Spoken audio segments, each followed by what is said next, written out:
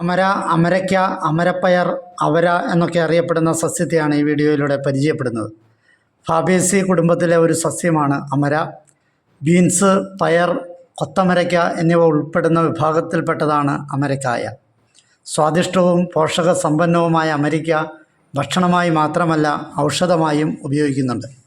പേരിന് പിന്നിലുള്ള കാര്യങ്ങളെ നോക്കാം. ഇതിൻ്റെ ശാസ്ത്രീയ നാമം ലാബ്ലബ് പർപ്പുറസ് എന്നുള്ളതാണ്. മലയാളത്തിൽ ഇതിനെ അമര, അമരയ്ക്ക, അമരപ്പയർ, അവര, അമരയ്ക്ക എന്നൊക്കെ പറയാറുണ്ട്.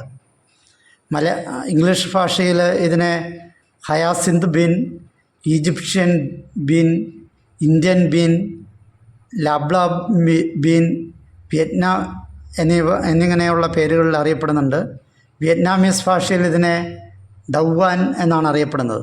സംസ്കൃത ഭാഷയിൽ ഇതിനെ നിഷ്പാവ, ക്ഷുദ്രശിംബി, ദൃഢബീജ, വക്രശിംബി, ഗുവര എന്നൊക്കെ അറിയപ്പെടുന്നു.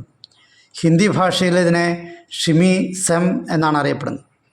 തെലുങ്ക് ഭാഷയിൽ ഇതിനെ ചിക്കുടു, അടവിച്ചിക്കൂട്, അൽസാൻഡ എന്നൊക്കെ അറിയപ്പെടുന്നു. തമിഴ് ഭാഷയിൽ ഇതിനെ അവരൈ, മൊച്ചൈ എന്നൊക്കെയാണ് അറിയപ്പെടുന്നത്. കാണപ്പെടുന്ന സ്ഥലങ്ങളെ നോക്കാം. മിക്ക ഭൂഖണ്ഡങ്ങളിലും അമരയുടെ സാന്നിധ്യമുണ്ട്. ഇന്ത്യ, ആഫ്രിക്ക, ഇന്തോനേഷ്യ എന്നീ രാജ്യങ്ങളിൽ കൂടുതലായി വളരുന്ന സസ്യമാണ് അമര.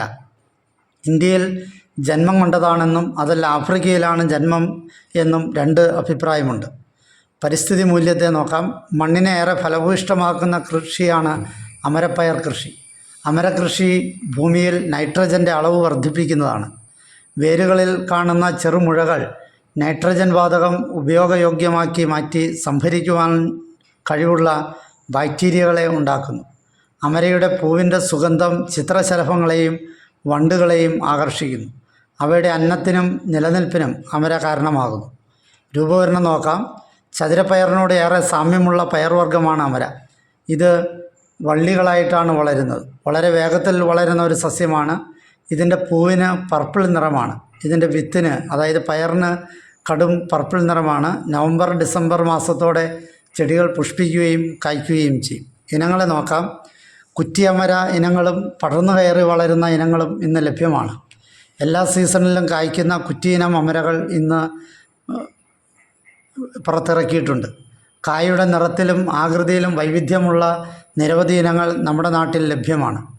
പരന്ന ഇളം പച്ച നിറത്തിലുള്ള ഹിമ, വീതി കുറഞ്ഞ് അല്പം വയലറ്റ് നിറത്തിലുള്ള ഗ്രേസ്, സിൽക്കിയായ അമരപ്പയർ എന്നീ ഇനങ്ങൾ കാണപ്പെടുന്നുണ്ട്. കേരള കാർഷിക സർവകലാശാല വികസിപ്പിച്ചെടുത്ത രേവതി അമരയുടെ അത്യുൽപാദന ശേഷിയുള്ള ഒരു ഇനമാണ്. ഉൽപ്പന്നങ്ങളെ നോക്കാം. അമരയുടെ വിത്തിൽ നിന്ന് സംസ്കരിച്ചെടുക്കുന്ന ഗ്വാർഗം എന്ന നാരുകൾ ഔഷധമായി ഉപയോഗിക്കുന്നു. പ്രത്യേകിച്ച് ധമനി രോഗങ്ങൾ, പ്രമേഹം എന്നിവയുടെ ചികിത്സയും. പൊതുപയോഗങ്ങളെ നോക്കാം. വള്ളികളായി വളരുന്നത് കൊണ്ട് വേലികളിൽ നട്ടുപിടിപ്പിച്ച് വളർത്തുന്നതിന് അനുയോജ്യമായ ഒരു സസ്യവർഗമാണ് അമര. അതിർത്തികളിൽ നട്ടാൽ അതിർത്തി സംരക്ഷണവും അലങ്കാരവും ഉപയോഗവും ചെറിയ ആദായവും ഉണ്ടാക്കിയെടുക്കാം. അമരയുടെ ഇലയും വിത്തുമെല്ലാം തന്നെ ഭക്ഷണത്തിന് വളരെ നല്ലതാണ്. വിയറ്റ്നാമിലെ ഹ്യൂവിൽ അമരാച്ചെ ഡൗവാൻ എന്ന ഭക്ഷണത്തിലെ പ്രധാന ഘടകമാണ് അമര. വിശ്വാസവും ആചാരവുമായിട്ട് ബന്ധപ്പെട്ട കാര്യങ്ങളെ നോക്കാം. ബൈബിളിൽ അമരയെക്കുറിച്ച് പ്രതിപാദിച്ചിട്ടുണ്ട്. രാസഘടകങ്ങളെ നോക്കാം. അമരയിൽ protein, carbohydrate, calcium, vitamin B1, vitamin C, നാരുകൾ, അന്നജം, protein, ascorbic acid, gallic acid, potassium, dopamine, ഇരുമ്പ്, ഇലക്ട്രോലൈറ്റുകൾ എന്നിവയെല്ലാം അടങ്ങിയിട്ടുണ്ട്. ഔഷധ മൂല്യത്തെ നോക്കാം. ഭക്ഷണത്തിലെ നൈട്രജൻ്റെ അളവ് കൂടാൻ ഉപകരിക്കുന്ന ഒന്നാണ് അമര. 30% പ്രോട്ടീൻ തന്നെയാണ് അമരയെ പച്ചക്കറി കൃഷിയിലെ അമരക്കാരനാക്കുന്നത്. അനാവശ്യമായ കൊഴുപ്പ്, അമിതഭാരം, അനീമിയ, മാനസിക സമ്മർദ്ദം, കഫരോഗങ്ങൾ, നീര്, വിഷം, ഉളുക്ക്, വാതവേദന, മൂത്രാശയ രോഗങ്ങൾ, ഹൃദ്രോഗം, സോറിയാസിസ്, കരൾ രോഗങ്ങൾ എന്നിവ കുറയ്ക്കുവാൻ അമര സഹായിക്കുന്നു. ഹൃദയാരോഗ്യം, കേന്ദ്ര നാഡീവ്യവസ്ഥ, ചുവന്ന രക്താണുക്കളുടെ എണ്ണം, എല്ലുകളുടെയും പല്ലുകളുടെയും ആരോഗ്യ സംരക്ഷണം, ദഹനം, രോഗപ്രതിരോധ ശേഷി, മുലപ്പാൽ, രക്തം, മൂത്രം എന്നിവ മെച്ചപ്പെടുത്തുന്നു. ശരീരത്തിലെ ജലത്തിൻ്റെ അളവ് ഓക്സിജൻ അളവ് എന്നിവ ശരിയായ രീതിയിൽ നിലനിർത്തുവാൻ സാധിക്കുന്നു. അമരയുടെ ഇല അടങ്ങിയ ഔഷധങ്ങൾ ആസ്മയ്ക്ക് ഫലപ്രദമാണ്. കുറഞ്ഞ തോതിലുള്ള ഗ്ലൈസീമിക് ഇൻഡെക്സ് ആയതിനാൽ പ്രമേഹ രോഗികൾക്ക് അമരയ്ക്ക ഭക്ഷണത്തിൽ ഉൾപ്പെടുത്താവുന്നതാണ്. ഔഷധ പ്രയോഗങ്ങളെ നോക്കാം. 1. പ്രസവിച്ച സ്ത്രീകൾക്ക് മുലപ്പാൽ കുറവാണെങ്കിൽ അമരക്കായ തോരൻ വെച്ച് നാളികേരം ധാരാളം ചിരകിയിട്ട് കഴിച്ചാൽ മതി. 2. മൂത്രം പോകാത്ത അവസ്ഥയുണ്ടായാൽ അമരക്കായ 24 ഗ്രാം ഇടങ്ങഴി വെള്ളത്തിൽ കഷായം വെച്ച് നാഴിയാക്കി പിഴിഞ്ഞ് അരിച്ച് ദിവസം 2 നേരമായി കഴിക്കുകയാണെങ്കിൽ മൂത്രം പോവുകയും നീര് ശരീരത്തിൽ ഇല്ലാതാവുകയും ചെയ്യും. 3. അമരക്കായ 24 ഗ്രാം ഇടങ്ങഴി വെള്ളത്തിൽ കഷായം വെച്ച് നാഴിയാക്കി പിഴിഞ്ഞ് അരിച്ച് ദിവസം 2 നേരമായി കഴിക്കുകയാണെങ്കിൽ ഹൃദ്രോഗികൾക്കുണ്ടാകുന്ന നീരിന് ഫലപ്രദമാണ്. 4.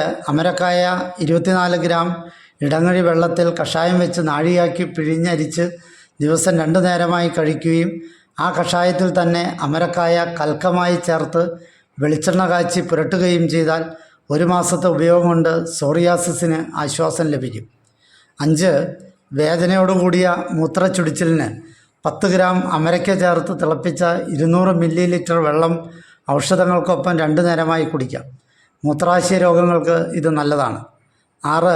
അമരയില ആസ്മ രോഗികൾക്ക് തോരൻ വെച്ച് കഴിക്കാം. ഇതിട്ട് വെള്ളം തിളപ്പിച്ച് കുടിക്കാം. അത് ഫലപ്രദമാണ്. കൃഷി കാര്യങ്ങളെ നോക്കാം. മറ്റു പച്ചക്കറികൾക്ക് തണുപ്പ് കാലങ്ങളിൽ കണ്ടുവരുന്ന ഫംഗസ് ആക്രമണം അമരയിൽ പൊതുവെ കണ്ടുവരുന്നില്ല. പൊതുവെ രോഗകീടാണു ആക്രമണങ്ങൾ അമരയിൽ കുറവാണ്.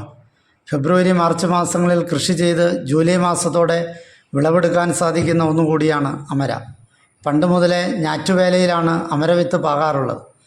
1.5 അടി നീളവും വ്യാസവും ആഴവുമുള്ള കുഴിയിൽ പച്ചിലയും ചാണകവും എല്ലുപൊടിയും മേൽമണ്ണിട്ട് കുഴി നിറച്ച് 7 ദിവസത്തിന് ശേഷം നന്നായി കിളച്ചിളക്കി ഓരോ കുഴിയിലും 5 വിത്തെങ്കിലും പാകണം. തൈകളാണ് നടുന്നതെങ്കിൽ ഒരു കുഴിയിൽ 3 തൈകൾ നടാവുന്നതാണ്. മുളച്ചു കഴിയുമ്പോൾ ഒരു തടത്തിൽ കരുത്തുള്ള 3 തൈകൾ മാത്രം നിർത്തി ബാക്കിയുള്ളവ പറിച്ചു മാറ്റണം.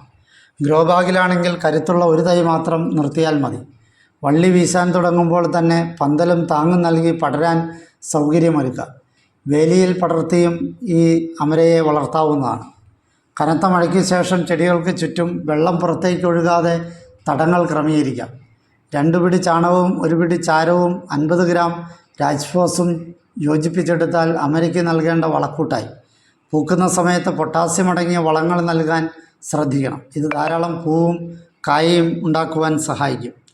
തക്ക സമയത്ത് നട്ടു പരിപാലിച്ചാൽ 60-75 ദിവസം കൊണ്ട് അമര വിളവ് തന്നുവിടും. പകൽ ദൈർഘ്യം കുറഞ്ഞ ദിവസങ്ങളിലാണ് അമര പൂക്കുന്നത്. നല്ല സൂര്യപ്രകാശമുള്ളിടത്ത് നല്ല വിളവ് കിട്ടും. നല്ല മഞ്ഞ് തുടങ്ങുമ്പോഴാണ് അമരയിൽ കൂടുതലായി കായ്കൾ ഉണ്ടാകുന്നത്. കായ്കൾ തുടങ്ങിയാൽ 3 മാസത്തോളം സ്ഥിരം കായകൾ ലഭിക്കും. അമരയുടെ മൂപ്പ് കുറഞ്ഞ കായ്കളാണ് കറികൾക്ക് നല്ലത്. ഒരു കുലയിൽ 15 കായ വരെ ഉണ്ടാകും. ഇവയെ ശ്രദ്ധയോടെ പറിച്ചെടുത്തില്ലെങ്കിൽ പൂക്കൾ കൊഴിഞ്ഞു പോകാനിടയാകും. വള്ളിച്ചെനപ്പുകളുടെ അഗ്രഭാഗത്ത് കുലകളായാണ് കായ്കൾ ഉണ്ടാകുക. വിളവെടുപ്പിന് ശേഷം വള്ളിത്തലപ്പുകൾ മുറിച്ചു കളഞ്ഞാൽ പുതിയ ചെനപ്പുകൾ വളരുകയും ധാരാളം കായ്കൾ ലഭിക്കുകയും ചെയ്യും. പാർശ്വഫലങ്ങളെ നോക്കാം. അമരക്കായ വാതത്തെയും പിത്തത്തെയും വർദ്ധിപ്പിക്കുന്നതാണ്. ദഹിക്കുവാൻ വിഷമമുള്ളതാണ്. നേത്രരോഗികൾക്ക് അമര കൂടുതലായി ഉപയോഗിക്കുന്നത് അത്ര നല്ലതല്ല. മാത്രമല്ല അമര ശുക്ലധാതുവിനെ വർദ്ധിപ്പിക്കുകയുമില്ല.